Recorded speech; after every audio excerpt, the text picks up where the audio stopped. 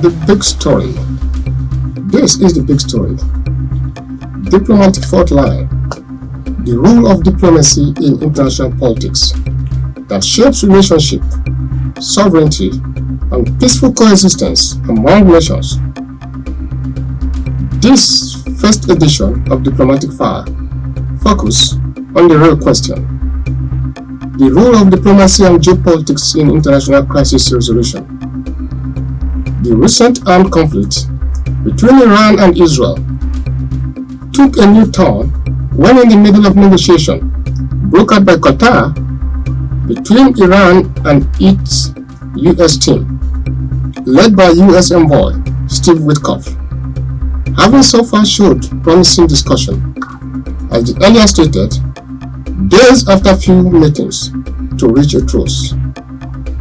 Israel attacked on Iran set off a 12-day military conflict, which took place a day before, as Iran and the United States were scheduled to meeting in a sixth round of nuclear talks, which had begun April 12, 2025.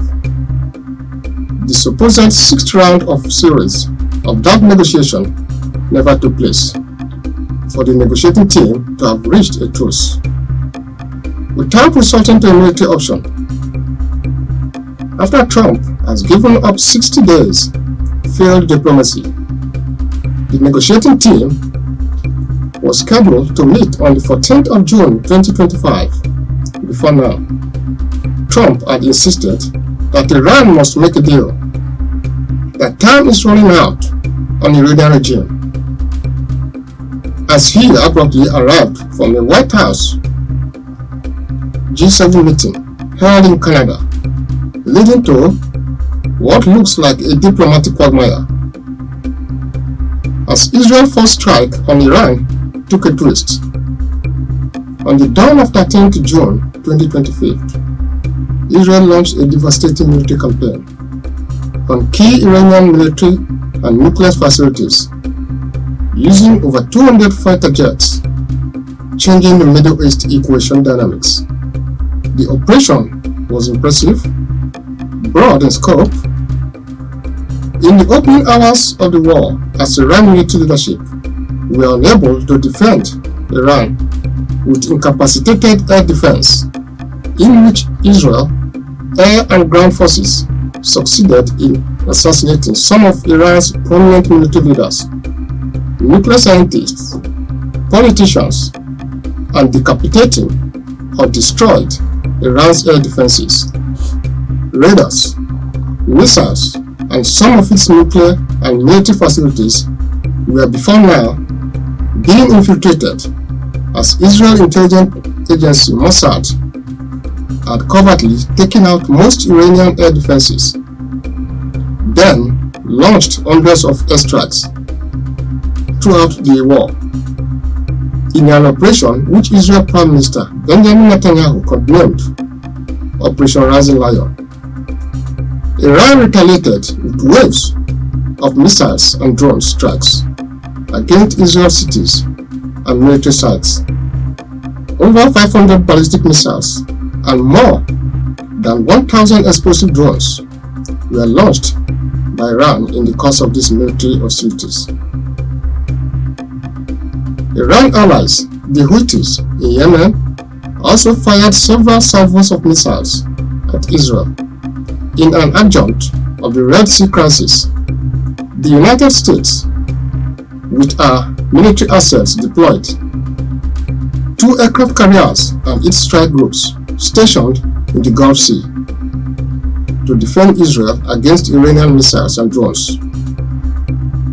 And in the course of these hostilities, the United States took offensive action on the 9th day of these hostilities by activating our B-2 Spirit stealth bombers, capable of unleashing a payload capacity of GBU-57A Massive Ordnance Penetrator (MOP), known as bunker buster bombs, or more than 40 pounds weight in the US military arsenals, by taking out 3 main Iranian nuclear sites of Natanz, Isfahan, and Fordow, considered highly fortified. Iran then retaliated by firing missiles at US military base at Al-Daida in the Qatar. Though most of the missiles were intercepted by US air defense layers and caused no casualty, the conflict is considered an escalation of decades-long animosity and shadow war between the two Middle East nations, Iran and Israel, including ongoing proxy war, during which Iran challenged Israel's legitimacy and called for its total destruction. It also follows more than a decade of international diplomacy and concern about Iran's nuclear program, which the State of Israel considered an existential threat. In 2015, 6 countries were negotiated with Iran under a Joint Comprehensive Plan of Action (JCPOA), a nuclear deal that lifted sanctions on Iran and froze Iran's nuclear program. In 2018, then US President Donald Trump unilaterally withdrew from the talk and voided the deal. An agreement reached in 2015 between Iran and several world powers, including China, France, Germany, Russia, UK, and United States, including European Union, to restrict Iran's nuclear program in exchange for sanctions relief, after which Iran began stockpiling enriched uranium above normal threshold. Let's go on a quick break, and when we are back, we continue.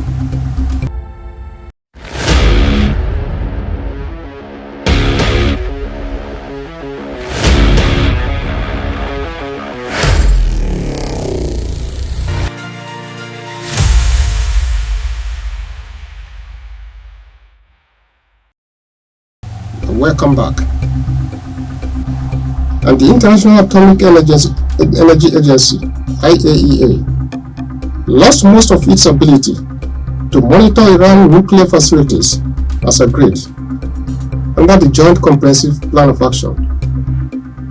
During the crisis in the Middle East that followed October 7th, Palestinian militant Hamas and other jihadist groups infiltrated Israel in October 2023, and the ensuing Gaza war.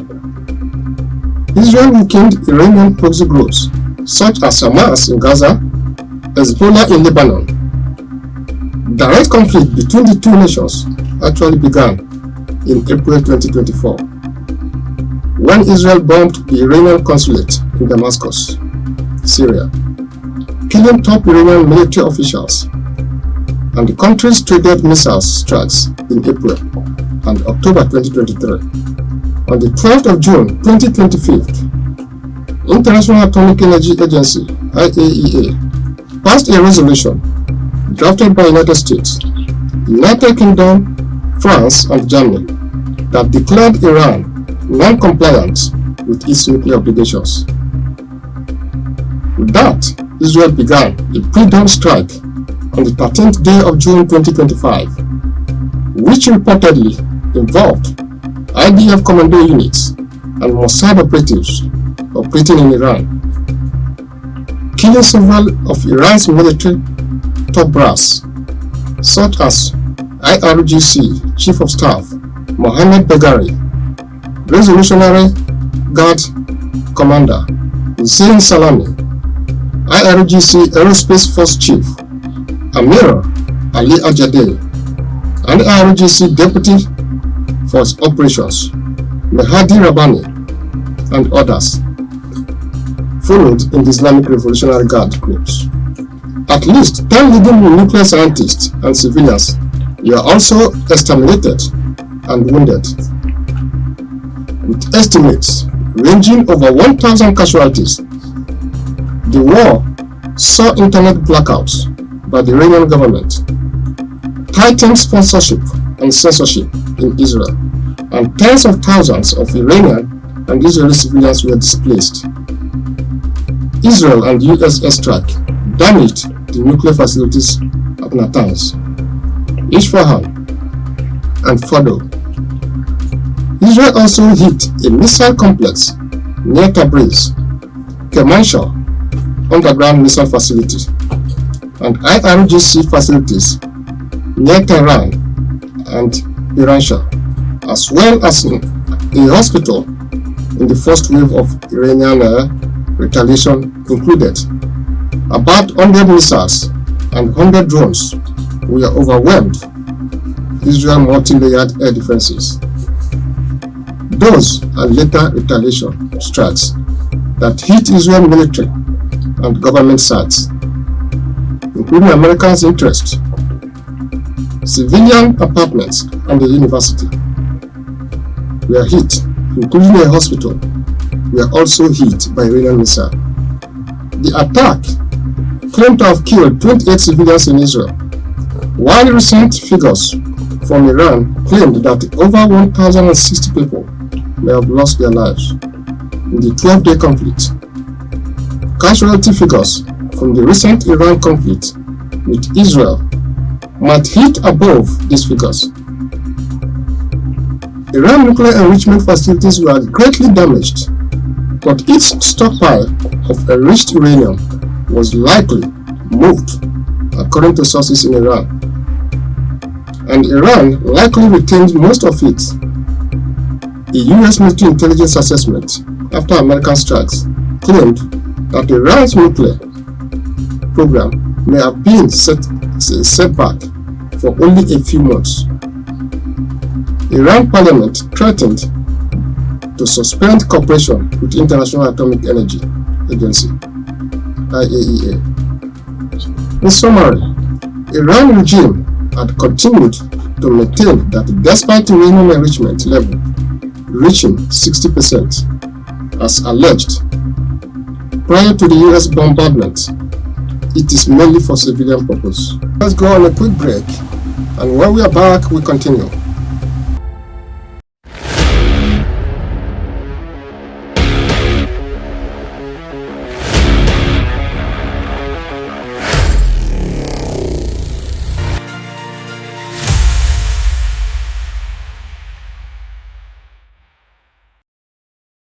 Welcome back.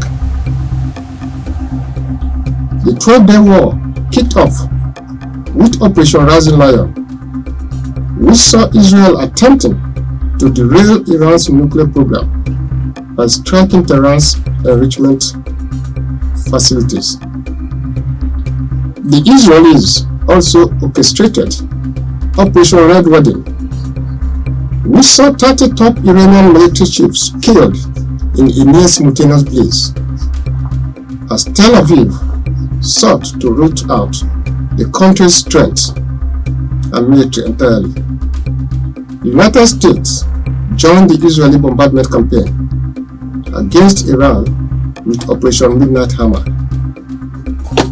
The US military flagship B-2 Spirit stealth bombers dropped more than a dozen of 30 pounds GBU-57 massive ordnance penetrator MOP bombs, known as the bunker buster bombs, were used to hit Iran for dome nuclear enrichment plants. Earlier assessment by Trump emphasized the blaze of Iranian military assets and infrastructure, according to Trump, was a success, and said the US bombs went through enemy nuclear sites in Iran, which vowed to hit US military bases across the Middle East region. Sought its revenge by launching missiles at Al Udeid Air Base, America's biggest military base in the region, but was alleged that Tehran seemingly cooked up a fake attack after passing warning to its Qataris ally, which allowed all US service personnel and aircraft to be moved out of harm's way. Trump dubbed the response weak, very weak, before announcing that a ceasefire deal had been reached between the Israelis and the Iranians. Let's go on a quick break, and when we are back, we continue.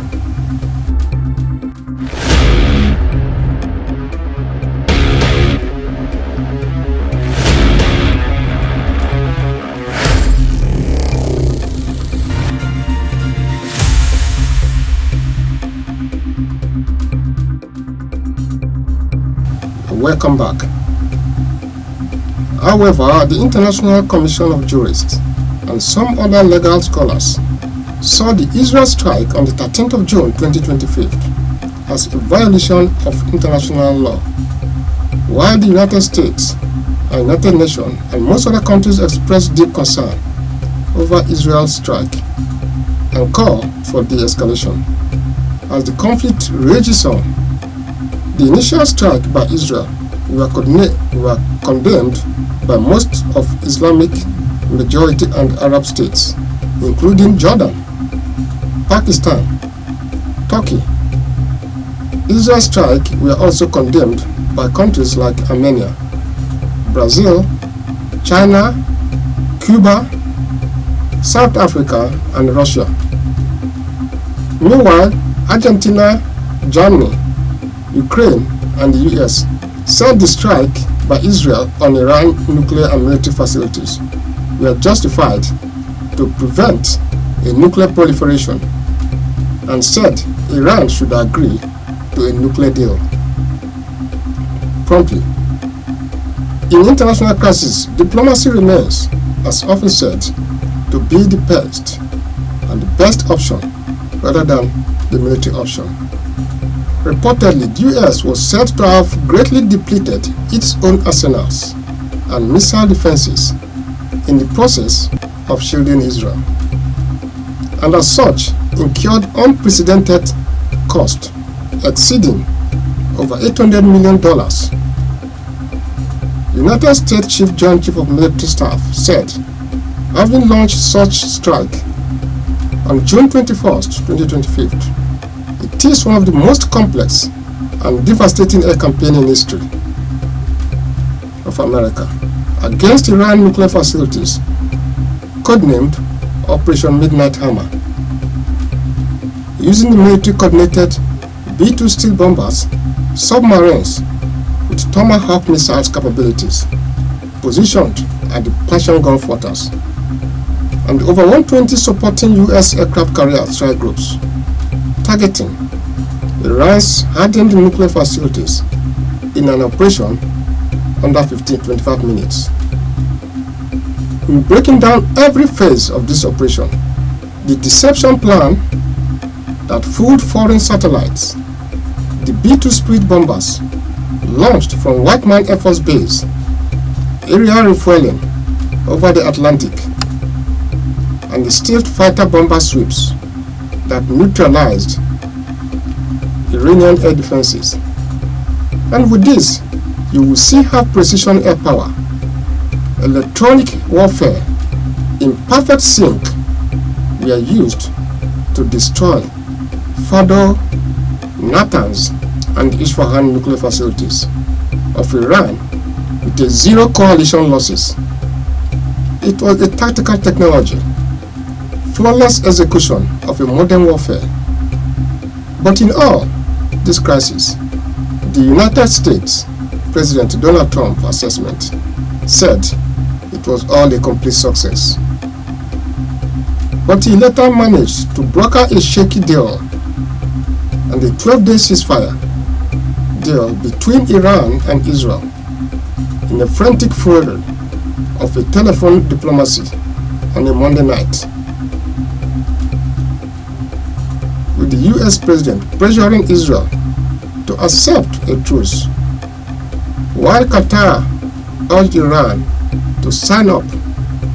Shortly after Iran's attack on El Udeida US military base in Qatar on Monday, Trump and Israel Prime Minister Benjamin Netanyahu agreed in principle, as Trump told the Qatari Emir Sheikh Tamim bin Hamad Al that he should discuss with Iranian leadership to accept the truce.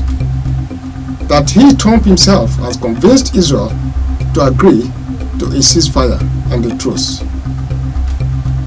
The ceasefire capped an extraordinary 72 hours of escalating conflict, during which military might were deployed against the principle of international diplomacy. And this brings to fore the issue of international diplomacy being under threat.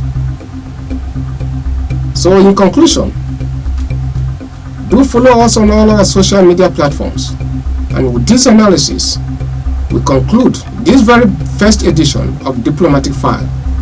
Do not forget to like, drop your comments, share, follow this channel, and finally hit the subscription button for more diplomatic insightful updates with behind-the-scenes revelation. Thanks for watching.